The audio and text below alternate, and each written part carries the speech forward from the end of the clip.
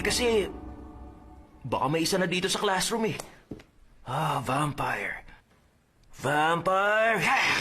Ubusin ko lahat ng dugo mo! Ano ba? Tumigil ka nga! Sensitive? Nagbibiro lang naman eh.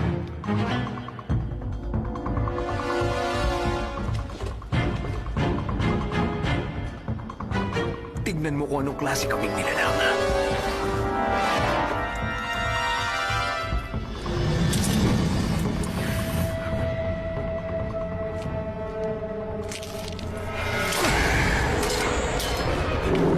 Uy, teka sandali!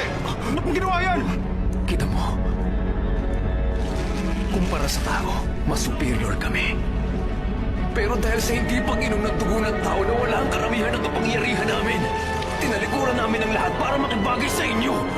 Eh ang tao, ano bang ambag niyo sa coexistence na yan?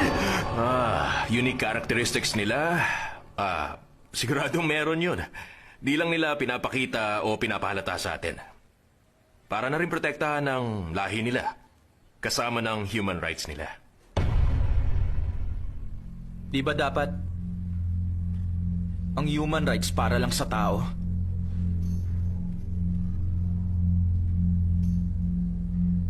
Ang vampires, hindi naman mga tao.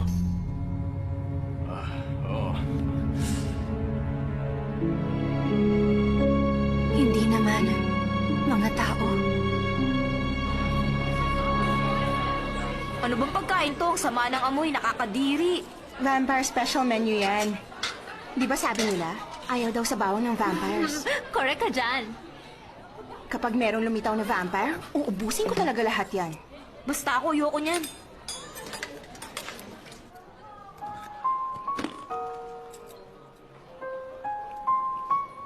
Mula nung magkaroon ng peace treaty, dumami din ang problema ng vampires. Oo nga eh. Kaya paano tayo magiging safe nun? Hindi natin alam kung sino sila.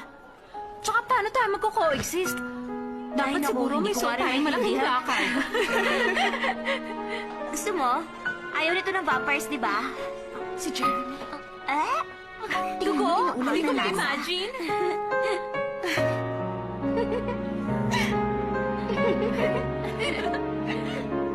Uy bro! Ano na?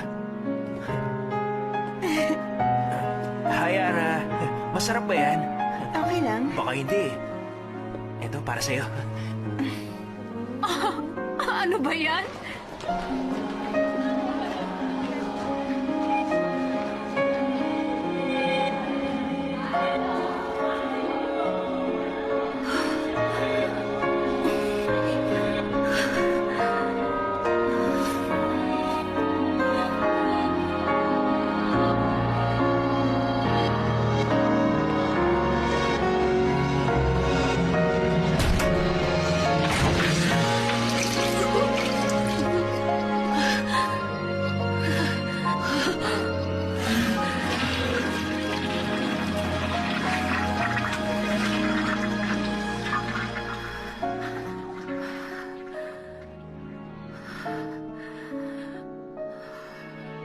Okay na ako.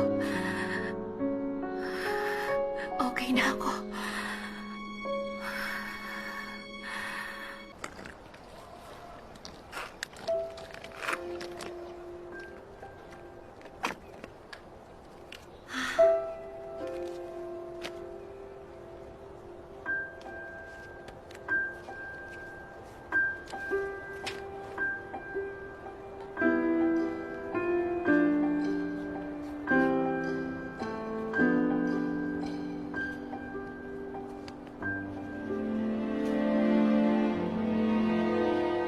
Dapat parang normal lang.